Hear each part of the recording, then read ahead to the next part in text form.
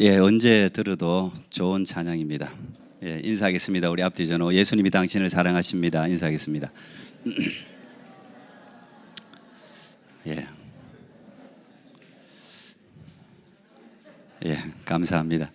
오늘은 어떻게 제가 이렇게 교실에 서 있는 듯한, 이제 딱 이렇게 정돈되어 앉아 계시니까 교실에 서 있는 것 같은 그런 느낌이 있네요. 예, 우리 아이들 보니까 참 행복하고, 그래도 아이들의 소리가 들리는 것이 생명의 소리같이 그렇게 들려서 참 감사합니다. 우리 아이들 위해서 늘 또 기도해 주시는 분들 고맙고, 우리 영광의 어르신 중에 한 분이 아이들 소리 나니까 너무 좋다고 그렇게 말씀해 주시니까 또 제가 듣기도 참 감사하더라고요. 우리 교회에 다니는 가정, 우리 교회에 다니는 또 아이들은 하여튼 주께서 힘을 주시는 대로 아이들을 쑥쑥 낳을 수 있도록 기도해 주시기 바랍니다. 기도해 주시기 바랍니다. 예. 자, 오늘 어린이 주일인데 저도 잘 모르는 이야기를 조금 오늘은 해야 될 것 같습니다. 이미 제목 말씀드린 것처럼 Artificial Intelligence 해서 인공지능에 관한 이야기입니다. 제가 이 어린이 주일, 원래 이제 계절, 절기주일이나 이런 특별주일 설교가 어려워요. 늘 반복해서 오는 거기 때문에 본문이 비슷해서. 그래서 이번에도 어린이 주일 설교를 계속 묵상하다가 이 인공지능을 지금 모르고는 아이들에게 제대로 된 교육을 시킬 수 없겠다. 그래서 부모님들이 다 바쁘지 않습니까? 그래서 목사의 또 책임 중에 하나는 대신 공부하고 경험해서 전달해 주는 것도 목사가 해야 될 책임 중에 하나라고 생각해서 제가 여러분 대신해서 조금 시간 들여서 공부를 했습니다. 그래서 오늘 아마 제가 오늘 말씀드리는 정도는 좀 이해하는 게 아이들 교육하는데 또 이 시대를 이해하는데 도움이 되지 않을까 그렇게 생각을 합니다. 아마 여기 계신 분들 대부분 지금 스마트폰을 다 가지고 계실 텐데 그냥 쉽게 이야기하면 이게 이제 인공지능이에요. 스마트폰이 거의 다 인공지능 기술이 거기에 축약된 게 이게 스마트폰입니다. 우리 아이들을 봐도 밥은 안 먹고 학교를 가더라고요. 밥은 안 먹는데 스마트폰 잊어버리는 일은 없습니다. 아빠 내가 밥 먹는 걸 잊어버려서 해서 돌아와서 밥을 먹고 가는 애들은 본 적이 없어요.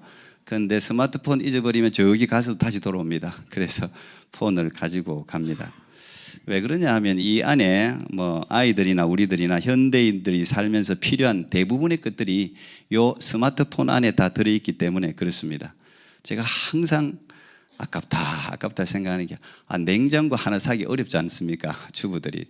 근데 이 냉장고는 사면 10년 이상 그래도 짧게 쓰는 사람은 모르겠지만 하여튼 10년을 이렇게 쓰는데 TV, 세탁기 그것보다 훨씬 더 비싸요. 요만한 게 냉장고보다 비쌉니다. 근데 이 청년들은 대체로 글쎄요, 여러분 자녀들은 잘 모르겠는데 저는 지금 4년째 쓰고 있는데 보통 한 2, 3년이면 교체를 합니다. 아빠 한 2, 3년쯤 되면은 거의 대부분 교체하려고 하는 것 같아요. 어른들은 그런 걸 보면 저도 지금 잘 이해가 안 가죠. 우리 아이도 가려고 그러면 멀쩡한 폰을 왜 또 가려고 하냐고. 이게 고가 아닙니까? 그런데 젊은이들에게는 당연한 거예요. 그만큼 이 스마트폰이 그들의 삶에 굉장히 밀착되어 있기 때문에 이건 밥은 안 먹어도 이건 가지고 있어야 될 거기 때문에 이게 사는 게 또 그런 측면에서 이해가 되기도 하죠. 여러분 모르는 거 있으면 전부 스마트폰 하나 있으면 인터넷만 연결되어 있으면 이걸로 치면 다 나오잖아요. 여기 난 거기 처음 가. 요즘 그런 거 없습니다. 요즘은 한국에서 처음 오는 분들이 저보다 이 캐나다를 더 잘 알고 있어요. 이미 검색 다 끝났어요. 이제 경험이 부족한 거지 뭐가 있고 뭐가 유명하고 어디가 맛있고 다 압니다. 얘가 다 가르쳐줘요. 얘가 마트에 가도 제가 종종 여러분 보지 않습니까? 주부들 그 물건 앞에 딱 써가지고 가격 비교합니다. 딱 어디는 얼마 이거 제품 치면 다 나옵니다. 속일 수도 없어요. 요즘은. 예, 기후 알려주죠, 정보 알려주죠, 주소, 내비게이션 치면 다 나오죠. 여러분 필요한 지식 다 나오죠. 설교, 부르고 싶은 강사분들 있으면 다 부르면 돼요. 부르면 다 그분들 바빠도 다 와 여기 다 오시죠. 전화 또 소통 모든 커뮤니케이션도 이 안에서 다 이루어지지요. 또 우리가 팬데믹을 통해서 그래도 혜택을 보지 않았습니까? 온라인 예배도 거기서 드렸지요. 뭐 저는 아직까지는 거기까지는 잘 아는데 은행도 전부 여기서 다 보죠. 저는 뭔가 아직까지 좀 이게 아날로그 생각이 있는 것 같아요. 뭔가 위험한 것 같아요, 여기서 보면. 그래서 은행 어쨌든 뭐 돈도 없지만 하여튼 은행 뭐 입출금 뭐 요즘 애들은 뭐 그냥 체크도 이걸 착 긁으면 스캔하면 그냥 그대로 다 들어가요. 그냥 다. 생활 속의 모든 것을 다 해줍니다. 굉장히 편리한 시대를 우리가 살아가고 있는 거죠. 뭘 외울 필요도 없어요. 뭐 생각할 것도 없어요. 그냥 이것만 있으면 돼. 가서 치면 다 알아요. 인터넷만 연결된다면 폰 켜서 뭐 안 되는 일이 거의 없을 정도입니다. 근데 이제 문제가 있죠. 우리 집에도 이제 저 지난주가 지지난주는 계속 뭐가 이게 인터넷이 뭐 공사를 한다고 그런지 계속 끊어지니까 혼란입니다. 혼란이 애들이. 거의 뭐 이 핸드폰이 안 되면 스마트폰이 안 되면 눈앞이 캄캄해져요. 뭘 해야 될지를 모르는 그런 걸 좀 느끼게 되어 있어요. 여러분 이거 셀폰 안 되면 지금 자기 남편이시여 자기 부인 전화번호 외우는 사람. 자 기억해도 참 좋은 남편입니다. 에이 저는 못 외웁니다. 저는 못 외워요. 우리 자녀들 번호도 몰라. 지금 이게 옛날에는 여러분 기본 한 뭐 다 외우고 다녔잖아요. 옛날에 전화번호를 다 외웠습니다. 근데 지금은 그냥 키면 되니까 뭐 사실 외울 수고를 할 생각을 우리가 하지를 않습니다. 여러분 잘 아는 근대 철학의 아버지라고 불리는 프랑스의 철학자 데카르트가 한 말 잘 기억하죠? 뭐 이 정도는 다 알 겁니다. 뭐라고요? 나는 생각한다. 안 띄웠나? 나는 고로나는 존재한다. 이런 유명한 말을 남겼습니다. 물론 이 말의 배경은 또 그 전후를 봐야 되지만 어쨌든 이 말이 의미하는 것은 인간의 인간다움은 생각에 있다는 말이에요. 이 생각은 하나님이 인간에게만 주신 고유한 기능이요 선물입니다. 아니요 동물들도 생각하는데 아닙니다. 단순한 뭐 먹고 이런 거 생각이 아닙니다. 생각은 깊이 있게 수많은 것들을 이렇게 융합시키는 건데 이 생각은 사람만 하는 거예요. 지금까지도 존재하는 이 세상의 모든 생물체 중에 인간만이 생각을 합니다. 그런데 이 인공지능이 우리가 깊이 생각해 봐야 될 문제가 이제 나 대신 생각해 주는 존재가 창조된 거예요. 어떻게 보면 탄생한 거예요. 사실 전문가들은 이걸 굉장히 5,000년 인류 역사 가운데 가장 위대한 어떤 터닝 포인트 그런 변화의 변곡점이라고 이야기할 정도로 굉장히 중요한 우리가 그런 시점에 지금 와 있는 거예요. 인간의 고유한 영역인 생각을 우리가 지금 인공지능에게 대신 맡기는 시대를 지금 우리가 계속 살아가고 있는 거죠. 그런데 이 인공지능이 그 발전 속도가 여러분들은 잘 모르겠지만 이 상상을 초월할 정도로 지금 굉장히 빠르게 진화되고 있습니다. 현대 지금 인공지능의 출발점이라고 할 수 있는 게 이게 한국에서 있었습니다. 빅매치가 있었는데 2016년 3월입니다. 7년 전인데 그때 기억하실 거예요. 세계 제1인자, 물론 이제 동양에서만 주로 하니까 바둑 1인자 이세돌 구단하고 인공지능의 그 어떤 시작이라고 볼 수 있는 딥러닝이라고 하는 그 어쨌든 그 알파고의 대결 기억하시죠? 그때 5번 대국을 뒀는데 어떻게 이세돌 구단이 한 번은 이겼어요.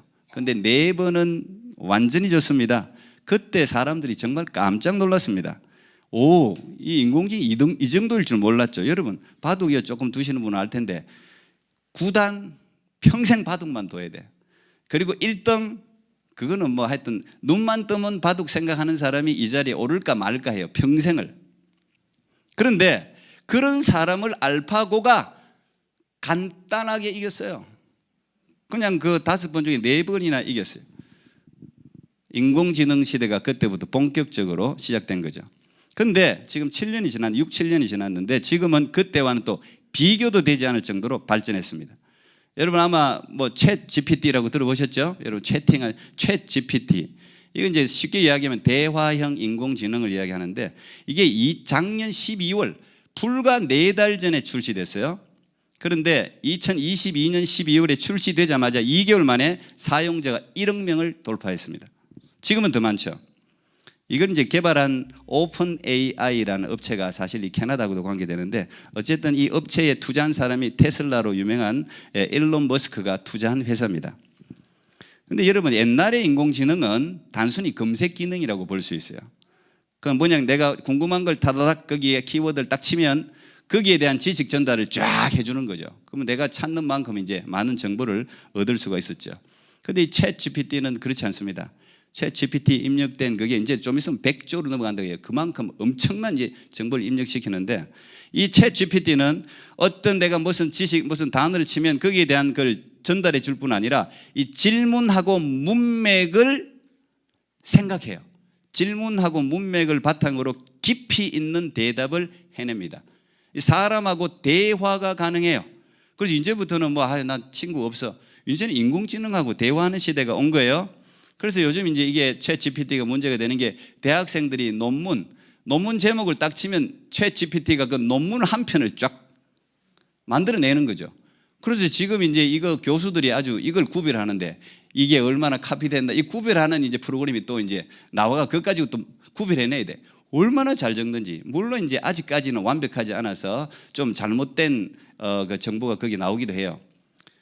제가 우리 아들한테 챗 GPT 자기도 한다 그래서 설교 제목을 불러주면서 한번 쳐보라 그랬어요. 제가 그 설교 제목을 제 아들이 챗 GPT 딱 쳤더니 한 장이 딱 나왔어요.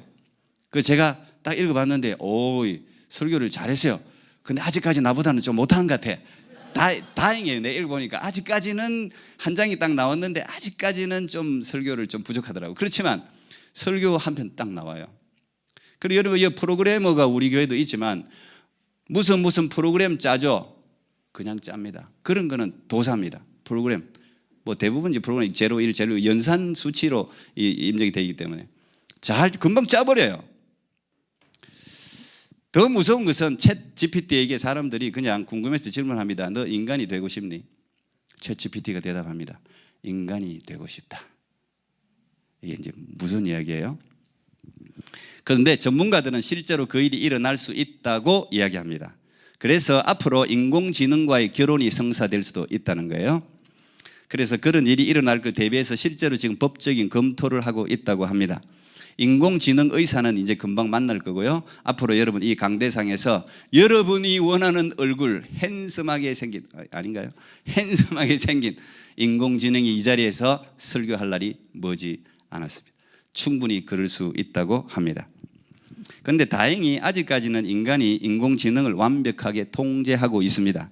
아무리 뛰어난 인공지능도 인간이 입력해 주는 대로만 지금은 움직이고 있어요. 그런데 어느 순간 자체적으로 진화할 확률이 굉장히 높다는 거죠. 만약에 자체적으로 인공지능이 진화한다면 우리는 이미 옛날에 터미네이터나 이런 걸 통해, 그거 다 인공지능 아닙니까? 그런 영화를 통해서 이미 접했는데, 이 자체 진화된 인공지능은 인간의 적이 될 가능성이 많다는 거예요. 우리 인간보다 적어도 지능 면에서 1000배 이상 높기 때문에 이걸 제어할 수가 없다는 것이죠.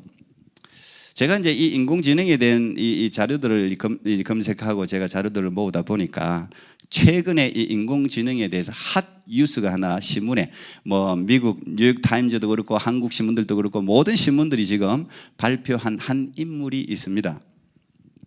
이분이 인공지능의 대부인데요. 1947년생입니다. 가장 먼저 인공지능에 대해서 박사학위를 받은 사람이에요. 영국 사람인데, 그런데 이분이 토론토대 명예교수입니다. 여러분, 이 토론토대 교수 정도 하려면요, 엄청납니다. 이 토론토대 교수 자기가 정말 어렵습니다. 왜냐하면 교수님들이 은퇴를 안 해요. 한번 은퇴를 안 하기 때문에 젊은 사람이 들어가기가 굉장히 어렵고, 완전히 세계 석학 중에 석학이라야 토론토대 교수 정도를 찰 수가 있어요. 그런데 이분은 1987년도에 토론토, 그분이 다 미국이고 어디고 다 갈 수 있었는데 토론토대를 본인이 선택을 했어요. 저도 몰랐는데 이 캐나다가 인공지능의 선두주자입니다. 어떻게 보면 미국보다 낫다 그래요. 굉장히 많이 지원한다 그래요. 이 캐나다가. 미국은 어떤 업적 위주로 지원을 하는데, 캐나다는 그건 참 좋아요. 기초 연구 위주로, 업적을 안 해도 기초 연구 자금으로 엄청난 자금을 지원해서 여기를 선택했다고 하는데, 어쨌든 이분이 이 인공지능의 대가로서 이분이 이제 어떤 기업을 IT 기업을 창업했는데 그게 이제 구글에서 샀어요. 구글에서 사면서 이분도 구글의 어떤 그 부사장으로 구글에 들어가서 10년 동안 일했습니다. 그런데 얼마 전입니다. 한 일주일도 안 돼. 5월 1일 날 사임을 했습니다. 갑자기 인공지능의 4대 천왕이 있다. 4대 천왕. 그중에 2명이 캐나다 교수더라고요. 몬트리올대 교수 한 분하고 그다음 뉴욕대, 스탠퍼드대 이렇게 4분 있는데 그중에 제일 연세도 많고 앞서가는 분인데 이분의 자리가 굉장히 큰 거예요. 그런데 갑자기 사임을 했어요. 그런데 그 사임 이유가 굉장히 충격적입니다. 사임 이유. 내가 왜 사임을 했느냐? 내가 구글에 있어가지고는 구글에 몸을 담고 있으면서 구글 욕을 할 수 없잖아요. 구글에 몸 담고 있어서는 이 인공지능의 위험을 알릴 수가 없기 때문에 사임했다는 거예요. 인공지능이 굉장히 지금 위험하게 발전하고 있다는 걸 자기가 확인하고 이거 인류에게 경고를 해야 되겠다고 해서 사임을 했습니다. 이제 그분이 인터뷰 내용한 게 여러 신문에 있는데 제가 그냥 종합적으로 제가 이렇게 한번 그 인터뷰한 내용을 여러분에게 한번 읽어드릴게요. 자기가 생각할 때 당초 AI가 사람보다 더 똑똑해질 수 있는 시점이 아주 좀 멀었다고 생각했다. 적어도 한 30년에서 50년 정도는 걸릴 거라고 생각했다. 그런데 지금은 분명히 말할 수 있다. 그렇지 않다. AI가 매우 빠르게 발전하며 인간을 위협하는 시기가 다가오고 있다. 지금 오픈AI라든지 이 챗GPT를 개발한 회사 오픈AI라든지 마이크로소프트라든지 구글이라든지 이런 메이저급 회사들이 지금 AI 개발 엄청난 경쟁을 하고 있어요. 그 경쟁에 대해서 자기가 우려를 한다는 거예요. 전 세상에 지금 핵무기를 개발하면 통제가 들어갑니다. 규제법이 있죠, 그죠? 우리나라도 그래서 핵무기 개발하고 싶어도 지금 뭐 규제가 있기 때문에 지금 개발을 못하고 있지 않습니까? 핵무기를 개발하면 금방 안다는 거예요. 그 핵무기에 나오는 열이라든가 이런 걸 추적해서 핵무기가 어디서 지금 만들어지고 있다는 걸 발견할 수가 있다는 거예요. 그런데 이 AI는 어떻게 진행되고 있는지 확인할 길이 없다는 거예요. 그리고 통제할 법도 없다는, 규제법이 없다는 거예요. 그래서 자기는 이게 굉장히 위험하다고 생각하고 통제 여부나 규제법이 확인될 때까지 더 이상 AI가 확대되거나 발전되면 안 된다고 생각하는 거죠. 이 지금도 여러분 이제 가짜 뉴스 때문에 몸살을 앓고 있지 않습니까? 사실 가짜 뉴스 여러분 구별할 능력이 없어요. 근데 이 가짜 뉴스 생성을 누가 하느냐? 인공지능이 합니다. 인공지능이 가짜 사진, 동영상, 텍스트 이런 걸 갖다가 그냥 제공하면 이 인류가 이걸 구별할 뭐가 진실인지 구별할 수 없게 되어서 혼란이 일어날 거라는 거예요. 그리고 이미 여러분 아시다시피 뭐 고된 직업이나 반복되는 직업, 뭐 통역사, 번역사, 뭐 사무원, 노동자 이 자리를 이제 곧 인공지능 로봇들이 다 지금도 벌써부터 차지하고 있고 차지하게 될 것이라는 것이고 이분이 이제 이 뇌 이 인공지능 분야도 여러 분야가 있는데 이분은 인간 뇌를 연구한 사람이에요. 그래서 이 인공지능의 인간 뇌의 신경세포하고 그 시냅스라는 게 있습니다. 이거를 이제 이분이 개발을 해서 이게 수학적 연산 시스템인데 이거를 거기에 도입을 했기 때문에 그 말은 무슨 말이냐면 인공지능이 자체적으로 진화할 확률이 있다는 거죠. 인공지능이 사람의 지시를 따르는 단계가 아니라 스스로 결정하고 판단하고 행동하는 단계까지 분명히 이르게 될 것이다. 왜? 그게 목표이기 때문에. 인간보다 1000배나 뛰어난 지능을 가진 이 인공지능이 올바른 결정을 해주면 인류 사회는 굉장히 큰 유익이 있겠지만 만약에 이 인공지능이 잘못된 결정을 한다면 인류 사회는 굉장한 위험에 빠지게 될 것이다. 이 힌든 교수님이 구체적으로 하나를 지적했는데 자기가 제일 위험하게 생각하는 게 킬러 로봇이라는 거예요. 여러분 지금 또 우크라이나 러시아 전쟁에서 드론이 엄청난 역할을 하잖아요. 드론. 이 드론이 원래 감시 뭐 조산 인간을 안 태워 하는 건데 이게 인간을 안 태우니까 드론이 지금 무기로 그냥 러시아도 우크라이나도 드론의 공격 때문에 지금 얼마나 파괴됩니까? 이게 다 인공지능 그 기술이에요. 그런데 킬러 로봇이 등장을 하면 걷잡을 수가 없다는 거예요. 앞으로 여기에 살인 무기가 되면은 이거는 통제할 방법이 없다고 지금 걱정을 하는 인터뷰를 했습니다.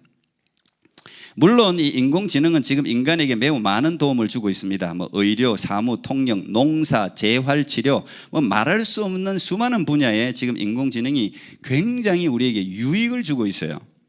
저는 이런 유익되는 부분은 좀 우선 약간 제외하고 지금 오늘 좀 위험스러운 부분을 여러분에게 이야기하는 거예요. 무조건 나쁘다, 저것도 사단이다 이러면 안 돼요. 인공지능은 인간에게 유익을 주는 건데, 문제는 불과 10년, 20년 후면, 이분은 2030년 정도, 얼마 안 남았잖아요. 2030년, 2040년이면 이 인공지능이 우리가 생각하는 것보다 우리 삶의 모든 영역에 깊이 뿌리를 내릴 거라는 거예요. 다시 말하면 지금 오늘 우리가 봤던 이 어린이들은 당연히 같이 인공지능과 살아가는 시대를 살게 될 것이라는 것입니다. 그래서 제가 이거 한번, 저도 뭐 이 전문적인 지식을 잘 모르지만 적어도 어느 정도는 우리 교회 믿음을 가진 어른들, 부모님들, 어르신들조차도 조금은 이해를 가질 필요가 있다고 생각되어져서 제가 말씀을 드리는 거예요. 인공지능을 더 이상 거부할 수 없는 인공지능은 대세입니다. 인공지능이 인류의 해악이 아니라 유익이 되도록 우리가 선용을 해야 돼요. 우리는 뭐든지 그걸 갖다가 안 돼 이렇게 피하고 거부하는 것이 아니라 이 모든 것들이 하나님의 통치 안에서 인간을 살리는 생명의 역할을 할 수 있도록 우리가 선용해요. 그러려면 인공지능 쪽으로도 크리스찬이 들어가야 돼요. 전문가가 나와야 되는 거죠. 생각하는 인문학이라는 책을 지은 이지성이라는 작가가 있는데, 이분이 인공지능에게 대체되지 않는 나를 만드는 8가지 방법이라는 책을 적었어요. 인공지능 시대에 인공지능이 인간을 대체하지 않게 해서는 인간들이 어떻게 해야 되느냐 하는 거예요. 물론 제가 책을 읽어보지는 않았습니다. 여기서 뭐 살 방법이 없어서. 근데 이제 요즘 인터넷이 좋아서 이 요약이 거의 뭐 여러 군데 찾으면 이 책의 내용이 어떻게 구성되는지를 알 수 있어요. 제가 그 책에 보니까 세계 상위 0.01%가 인공지능 시대를 이기기 위해서 실천 중인 8가지 방법. 상위 0.01%면 거의 뭐 구글이고 뭐고 CEO들이에요. 이런 사람들이 자기 자녀들, 인공지능 시기를 이기기 위해서 자녀들을 어떻게 양육하고 있느냐 방법을 8가지 적었는데, 오늘 시사하는 바가 좀 큽니다. 우리가 한번 생각해 봐야 됩니다. 첫 번째, 그들에게 디지털을 차단하라. 자기들은 다 디지털 시대를 다 만들어 놓고, 스티븐 잡스도 자기 자녀에게요 시골에 보내서 이 IT 기기 하나도 못 만지게 했다잖아요. 자기들은 지금 자녀들을 그렇게 가르치는 거예요. 인공지능의 위험을 아는 거죠. 인공지능이 대체할 수 없는 공감 능력, 창조적인 상상력, 이런 건 기기를 봐서는 절대 생성될 수가 없다는 거예요. 그래서 자연 그대로의 삶에서 자라게 만든다는 거예요. 두 번째는 나만의 평생 유치원을 설립하라. 이게 무슨 말이냐면, 우리가 유치원 때 여러분들도 놀던 놀이들이 있죠. 학습, 그때 배우던 거. 이런 거를 어른이 되었어도 다시 경험하라는 거예요. 그게 인간 고유의 능력을 회복하는 거라는 거예요. 그런데 인공지능은 유치원 시절이 없다. 유치원 시절이 없잖아요. 그래서 그 어릴 때 그런 것들을 추억하는 거, 그 굉장히 중요하다는 거예요. 그 다음에 교과서가 사라진 토론 수업을 해라. 이게 이제 우리 동양인이나 한국 아이들에게 교육에 참 약한 건데, 우리는 뭐 교과서가 없으면 뭘 못해. 대화를 못해. 교수들도 쳐다보지도 않고 맨날 이것만 쳐다보고 있어요. 그런데 토론 수업이 중요하다는 거예요. 자기 생각을 서로 이야기할 수 있는, 이 디스커션 할 수 있는 이런 수업이 중요하다는 거예요. 인공지능은 천재를 흉내낼 수는 있대요. 천재 이상의 천재가 될 수는 있는데, 이 천재가 창조하는 창조는 창조할 수 없다는 거죠. 네 번째, 일 중심 사회에서 인간 중심 사회로 전환해야 된다. 이제 이 일이 다 사라질 거니까, 인공지능들이 대부분의 일자리를 차지할 거니까 인간 중심 사회가 중요하다는. 그 다음에 인간 고유의 능력, 아까 제가 얘기했죠. 생각하는 능력, 이런 것을 일깨울 수 있는 무기를 장착하라. 이게 이분은 세상 사람이니까 철학이라고 해요. 철학이 보통 사유하는 거잖아요, 그죠? 이 철학을 깊이 한 사람들이 보통, 우리가 요즘 이 시대에 오피니언 리더들이요 10대, 20대, 30대가 잘 없어요. 제가 늘 그걸 생각하는데, 한국에도 연예인들이 50대, 60대 아직도 지금 주인공이 되고 하고 있어요. 왜 그런지 아세요? 저는 일찍부터 그걸 생각했어요. 왜? 10대, 20대, 30대가 지금 제 나이만 해도 이미 생각하는, 우리는 이미 그 아날로그 시대를 살았기 때문에 생각하는 기능, 이게요, 이 생각하는 기능 가진 사람만이 리더가 될 수 있어요. 근데 그 아이들은 디지털 세대를 살았기 때문에 생각하는 기능이 부족한 거예요. 그래서 아직까지도 연예계, 무슨계, 정치계 모두 보세요. 젊으면 40대, 50대, 60대, 70대, 80대가 아직까지도 지금 차지하고 있잖아요. 그거 정상 아닙니다. 10대 나이 드신 분들이 일하는 거 그걸 내가 나쁘다고 이야기하는 게 아니고 10대, 20대, 30대가요. 벌써 thinking을 깊이 하면서 어른들보다 뛰어난 생각을 할 수 있어야 돼요. 그리고 그 자리를 빨리빨리 내줘야 돼요. 그 젊은 사람들이 쓰도록. 그런데 지금 그게 안 되는 이유가 디지털의 영향도 분명히 있다고 저는 판단을 합니다. 그 다음에 이 아이들에게 토론하고 여러 문화, 역사, 철학 등과 이렇게 서로 융합하는 거, 이거 인공지능이 잘 못한다는 거, 그런 교육을 하라는 거예요. 그 다음에 나에서 너로, 나만 보는 게 아니고 너를 보고 우리를 보는 거. 지금 이 인공지능 시대는요, 공동체가 중요해요. 이 교회 공동체 굉장히 중요한 거예요. 아이들이 자기 혼자서 이 IT 기기, 이 스마트폰 이거 하고만 놀게 만들면 절대 리더가 될 수가 없어요. 이 공동체에서 같이 치고 받고 뭐 많이 싸우면 안 되지만 하여튼 이렇게 의견도 부딪혀 보고 하면서 깎이고 하면서 생각의 영역을 다른 아이들의 생각을 받으면서 자라도록 우리가 만들어야 된다는 거예요. 다시 말하면 이 핵심은 오늘 이 시대의 인공지능 시대의 교육의 핵심이 뭐냐 하면 인간 고유의 능력을 회복하라는 거예요. 그게 공감 능력이라든지 이 creative thinking, 이 창조적인 이 상상력이라든지 이런 거, 그리고 공동체 안에 서로 간에 이 love each other, 서로 사랑하라 그랬지. 이래 공동체 안에 사랑하는 거, 이런 교육을 시켜야 된다는 거죠. 제가 이 이어령 교수님 돌아가셨는데 작고하셨는데 이분이 벌써 한 4년 전에 이 인공지능 시대에 대해서 이분이 참 석학 아닙니까? 이미 예견을 하면서 이렇게 이야기해 놓은 걸 제가 한번 들었는데 맞아요. 지금 잘 생각해 보세요. 우리 인류가 수렵 채집 사회에서 농경 사회로 발달했어요. 그죠? 이 농경 사회에서 산업화 시대로 넘어갔고, 그죠? 산업혁명 이후에 산업화 시대로 넘어갔고, 지금은 이제 우리가 그 어느 쯤에 서 있냐면 정보화 시대를 그럽니다. 정보화 시대. 이 정보화 시대는 지식이 굉장히 중요한 시대예요. 근데 이제 정보화 시대에서 우리가 지금 4차 산업혁명 그래가지고 넘어가는 시대예요. 자, 이 시대를 어떻게 정의하느냐 하는 거예요. 지금 우리가 그 시점에 서 있는 거예요. 정보화 사회의 끝자락에 우리가 서 있는데 정보화 사회는 지능 시대입니다. 인텔리전스, 지능의 시대예요. 많이 암송하고 많이 책 읽고 많이 배우고, 이게 이제 누가 많이 배웠느냐, 누가 많이 아느냐, 학력이 학벌이 얼마나 되느냐, 이게 굉장히 중요한 사회였어요. 그죠? 그래서 우리가 대학도 막 길을 쓰고 가려고 그랬잖아요. 근데 요즘 보세요. 대학 안 간 사람들이 다 돈 벌어요. 그렇죠? 구글이고 뭐고 다 대학, 그래서 그냥 돈 벌라 그러면 일단은 중퇴해야 돼. 대학 가다가 그렇죠. 자기 자식들도 중퇴시켜요. 지금 다 일론 머스크도 그랬고요. 다 지금 자녀들 기존 공립학교에서 빼요. 지금 그걸로는 리더가 될 수 없다는 거지. 이제 우리가 맞이하는 이 인공지능 시대는요, 모든 지식이 평준화되는 시대예요. 배울 필요도 없어요. 이거 치면 되는데 뭐 너 거기 대해서 뭐 아니, 뭐 주식에 대해서 아니, 뭐에 대해서 아니, 기다려봐. 다 나와요. 거기에 대해서 공부한 사람이나 안 배운 사람이나 치면 다 나와요. 지식이 평준화돼 버렸어요. 지식 경쟁 시대는 끝났다고 볼 수 있어요. 그렇다고 내가 배우지 말라는 이야기가 아니, 잘 들으세요. 배우지 말라는 시대가 아니고. 그래서 이어령 교수님은 4차 혁명 시대, 인공지능 시대 이후에는 생명의 시대, 영성의 시대가 올 거라고 그랬습니다. 지금은 인공지능이 할 수 없는 인간만이 가능한 것을 인간이 선점을 해야 됩니다. 하나님이 인간에게 주신 생각하는 능력을 더욱 길러야 됩니다. 0.01% 자녀들이 다 그런 교육을 했지 않습니까? 최대한 IT 기기를 줄여야 됩니다. 생각하게 해야 됩니다. 마음의 힘을 길러줘야 돼요.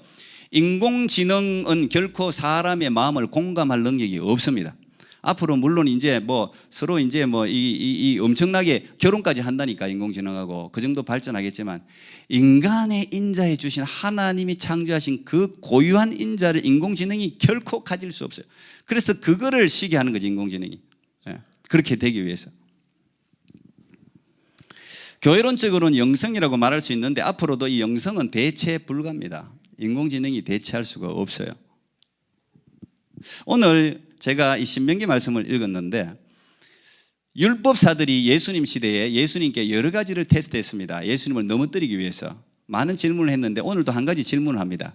율법사들, 율법의 대가들이에요. 그들이 예수님께 와서 질문하기를, 자, 우리가 지금 계명들이 굉장히 많이 있는데 이 계명 중에 제일 큰 계명이 뭐냐고 물었어요. 여러분, 그들이 계명의 국민들입니다.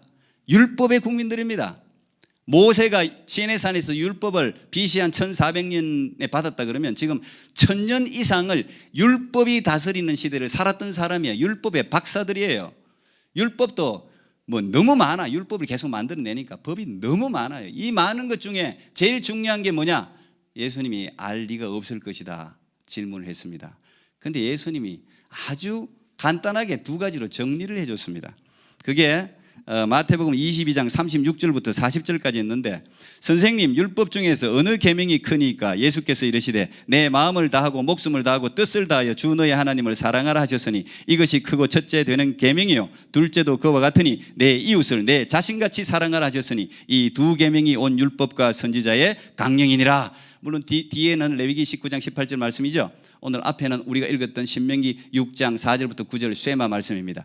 이게 모든 율법의 선지자의 강령이라는 게, 이게 요약이라는 거예요. 저는 오늘 여기서 인공지능 시대에 우리의 교육의 키워드를 찾아야 된다고 생각합니다. 굉장히 중요한 키워드가 여기 있습니다. 우리 교회도 앞으로 그렇게 가야 되고, 앞으로 적어도 예수 그리스도를 구주로 믿는 여러분들의 어린이 기독교 교육이 이렇게 가야 되고, 지금 한국에서도 대안학교를 주로 기독교인들이 많이 합니다. 그런데 대안학교를 저도 대안학교에 관심이 많아서 대안학교를 참 많이 설치하는 편입니다. 대안학교를 보면 대안학교의 교육의 목표가 다 여기가 있어요. 여기가 있어요. 지식 습득이 아니에요. 지식의 경쟁 시대가 끝났다는 걸 대한학교는 이미 아는 거예요. 그래서 여기의 핵심이 사랑하라죠. 예, 제가 우리 교육자 스태프들에게도 그렇고 장로님들에게도 그렇고 제가 항존직에도 그렇고 제가 늘 강조하는 게 이겁니다. 모든 직분자 크리스찬들은 딱 두 가지만 가지면 돼. 이 두 가지 자세만 가지면 신앙생활 그냥 잘할 수 있어요. 그냥 하나님 무조건 사랑하면 돼요. 목사들도 하나님 사랑하면 돼요. 그리고 두 번째는 이웃을 사랑하라. 이걸 우리 교회로 치면 성도들, 교회를 사랑하면 돼요. 이 두 가지가 확실하면 다 잘하게 돼 있어요. 다 겸손하게 교회를 잘 섬기게 돼 있어요. 하나님을 잘 섬기게 돼 있어요. 이 두 가지가 예수님이 말씀하신 거예요. 하나님을 사랑해라. 그런데 어떻게 사랑해라고요? 그냥 사랑하라는 게 아니야. 대충 사랑하라는 게 아니야. 오늘 보니까 마음과 뜻과 힘을 다하여, 마음과 뜻과 힘을 다하여. 여러분, 이 세 가지가 우리 인공지능 시대를 살아가는 교육의 핵심이 되어야 됩니다. 마음 교육이 해야 돼요. 마음 교육. 마음의 힘을 길러줘야 돼요. 그 다음에 soul, 영혼의 힘, 영적인 힘을 길러줘야 돼요. 그 다음에 might, 이게 strength라고도 해석이 됐는데 이 힘을 길러줘야 됩니다. 이 교육에 치중해야 돼요. 서로. 그리고 공동체 영성, 공동체 영성. 이웃을 내 몸같이 사랑할 수 있는 개인주의 영성해야 돼. 이 서구 교육의 가장 큰 단점이 이기주의 아닙니까? 셀피시한 거. 모든 교육이 자기중심이기 때문에 한 사람의 고유한 인격에 대해서, 인권에 대해서는 향상시켰어요. 한 사람의 고유한 인권에 대해서는 향상시켰는데 내 인격 말고 다른 사람의 인권은 짓밟아버려요. 그게 문제예요. 이 서구 교육의, 오늘 현대 교육의 문제예요. 그래서 정신질병, 사람 한 명 죽였는데 내가 그때 정신이 약해가지고 이러면 이제 재판정에서 그 사람 인권을 가면 정신이 약해가지고 내가 술을 마셔가지고, 술이 마시든 정신이 약하든 사람 죽이면 안 되죠. 그게 인권이라고 저는 생각하지 않습니다. 그럴 수 있지. 그 잘못 착각에 그럴 수 있지만 그것을 반복했다? 그거는 나는 엄중한 대가를 물어야 된다 생각해요. 왜 자기 생명은 중요하고 상대방 생명은 안 중요합니까? 그게 고의든 뭐든, 고의로 죽여도 살인죄예요. 그건 의도가 없어도 살인죄는 살인죄인 거예요. 어쨌든 이런 힘을 우리가 이제 길러야 된다. 이게 이 공동체 영성을 길러야 돼요. 자기 자식만 소중한 게 아니고 남의 자식도 소중하다는 걸, 그걸 가르쳐야 돼. 그게 교회 교육이에요. 이 시대 교육의 핵심입니다. 인공지능 시대를 선도하고 인공지능 시대에서도 여전히 인간의 역할을 다하기 위해서는 더욱 마음, 생각, 영혼의 힘을 길러야 되는 거예요. 하나님의 형상을 닮은 인간과의 소통, 공감 능력을 길러야 되는 거예요. 디지털 시대를 공유해야 되죠. 우리가 디지털 시대를 뒤따라가면 안 돼. 나는 안 해. 우리 목사님들 중에서도 그때도 나는 이거 컴퓨터 이거 나하고 친하지도 않고 설교는 이 자판에서 영성이 나오는 게 아니야. 글자에서 나오지 하면서 끝까지 글자를 고집하는 목사님 계셨는데 그럴 수 있죠. 뭐 글자로 이렇게 뭐 쓰면은 또 더 좋을 수 있어요. 저도 그 말 듣고는 그런가 연필에서 영성이 나오나 뭐 그럴 수도 있어요. 그분도 비판할 생각은 없습니다. 근데 그걸 고집할 필요가 없죠. 아이들과 서로 소통을 해야 될 거 아닙니까? 우리가 몰라도 되는 게 아니라 기본적인 이해를 하고 있어요. 그래야 아이들의 마음을 이해를 하는 거예요. 이 스마트폰을 2, 3년에 한 번씩 바꾸려고 하는 아이들의 마음을 이해하는 거예요. 낭비라고 적어도 말하지 않고 이해를 하려고 하는 거예요. 디지털 시대를 공유하되 아날로그 교육을 지향해야 됩니다. 아날로그가 나쁜 게 아니에요. 무조건 온라인에서만 모든 걸 해결하려고 하면 안 돼요. 온라인을 오프시켜야 되는 거예요. 온라인 이게 없으면 뭔가 좀 이 금단 현상이 일어나시는 분 이게 중독 현상입니다. 이게 이미 중독된 거예요. 중독. 그래서 저는 항상 일기 쓰는 거 굉장히 중요하게 생각하고요. 항상 일기를 써요. 예수 믿으면 교회 신앙생활만 잘하면 여러분 인공지능 시대를 이길 수 있어요. 이게 오피니언 리더들을 다 배출하는 것이 기독교 교육이에요. 이 기독교 교육이 위대한 교육이에요. 사실은 이 안에서 여러분 성경 말씀 읽는 거 묵상하는 거 이게 다 이 인공지능 시대를 뛰어넘는 교육 방법이에요. 생각하게 하잖아요. 묵상하는 거, 큐티하는 거, 서로 토론하는 거. 소그룹에서 서로 토론하지 않습니까? 일방적인 렉처가 아니고 서로 자기 생각을 성경 읽고 나누잖아요. 나누는 거 이게 자꾸 나눠야 돼. 한국 사람 이게 참 안 되거든요. 나눠야 되는 거예요. 자기 생각을 나누고 근데 고집해갖고 내가 맞다야 아니다 하면 이게 싸움이 돼. 그러면 안 돼. 내가 맞는 게 어디 있어요? 진리만 진리지 방법론이 다 틀릴 수 있는데 그러면 여러 사람들 말을 수용하고 왔다 갔다 토론하고 그 다음에 선교 가는 거 이런 거 해외 선교든 원주민 선교든 어쨌든 지방 선교든 이 선교를 가면서 서로 공동체를 경험하는 거예요. 서로 막 중보하면서 손을 잡고 같이 막 기도하고 어제같이 우리 교회 청소할 때 사람들이 와서 함께 봉사하고 이거 뭐 나한테 무슨 유익이 있어? 유익이 없지. 여러분 시간 빼앗고 몸 고생하고 그런데 그게 중요하더라는 거예요. 아이들에게 그런 필요 없이 보이는 이 낭비같이 보이는 그런 일을 시켜야 되는 거예요. 그게 엄청난 힘을 길러주는 거예요. 그래서 그런 공동체로 같이 봉사를 한다라든지 남의 들려주는 의견 요즘은 이게 이제 이 싱킹이 안 되다 보니까 그래서 가짜 뉴스에 다 속는 거예요. 능력이 없으니까 분별을 능력이 없는 거예요 아이들이. 그러니까 제가 유튜브 분별법도 지난 금요일에 제가 말씀드렸는데 그것도 한번 여러분 나중에 유튜브로 들어보세요.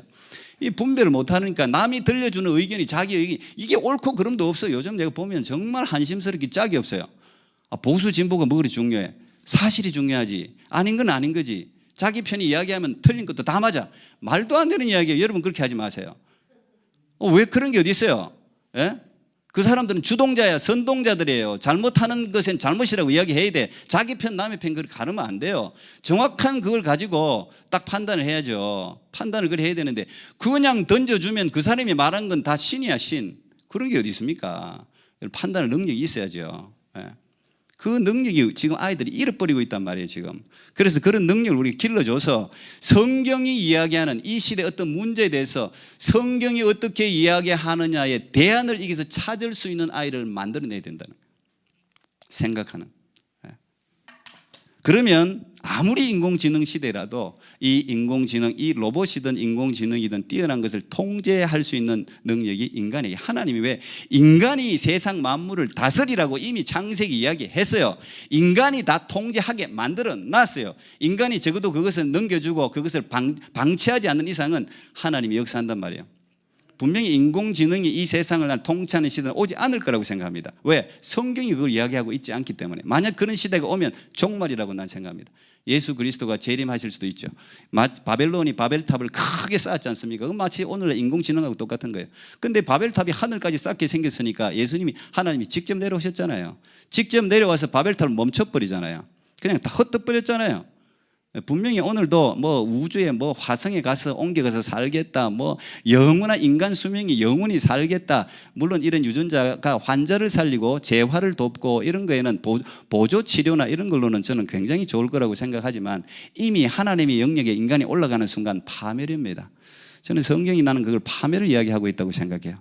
근데 어쨌든 여러분 인공지능 시대를 살아가고 있기 때문에 여기에 대해서 조금의 이해를 가지고 우리 아이들이 인공지능 시대에 시험 들거나 거기에 따라가는 인생이 아니라 이 인공지능을 하나님의 복음을 전하는 데 선용할 수 있는 위대한 리더로 길러내는 여러분 모두가 되기를 축복합니다.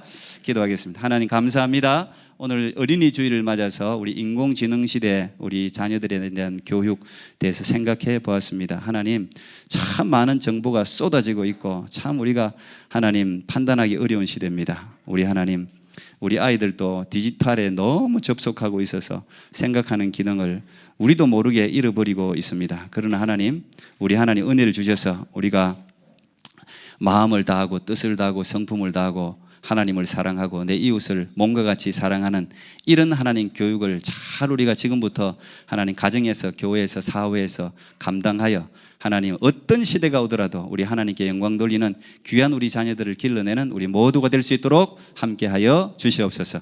예수님 이름으로 기도하옵나이다. 아멘.